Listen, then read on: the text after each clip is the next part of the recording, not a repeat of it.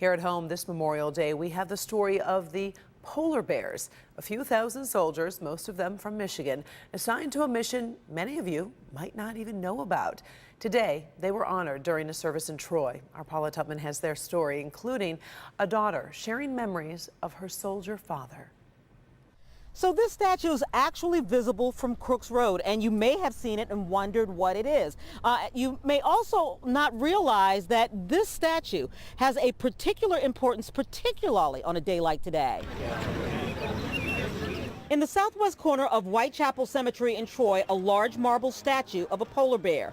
Around it, the memorial plaques of 56 men of the 339th Infantry and 310th Engineers Unit, known as the Polar Bears. The decision was made by President Wilson to send 5,000 men to North Russia.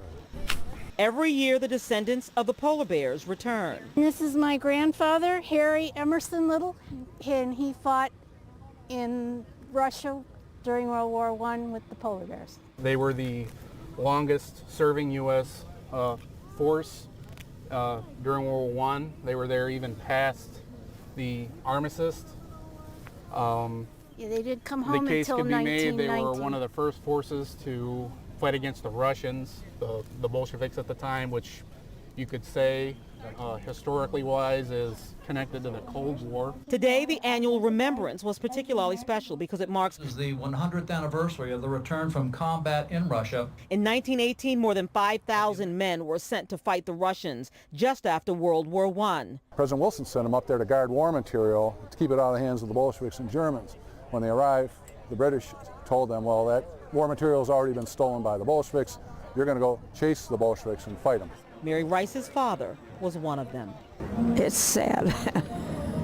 It makes me wish that I had listened more and written down more of what he had to say. If you look at the polar bear history, they were fighting in Russia in an undeclared war, all right? And World War I was over.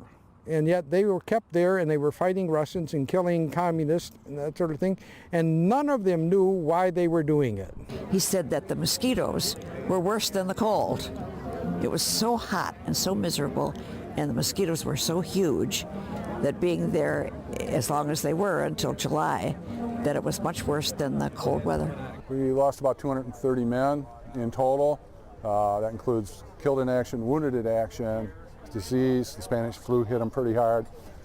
6 accidental deaths and 1 suicide. So here's an interesting tidbit. There are actually still remains of some of these soldiers, mostly Michigan-born, that have been found in Russia. Now, there is a move to raise the money to identify them through the DNA of their descendants. And of course, this statue is a beacon awaiting their return home.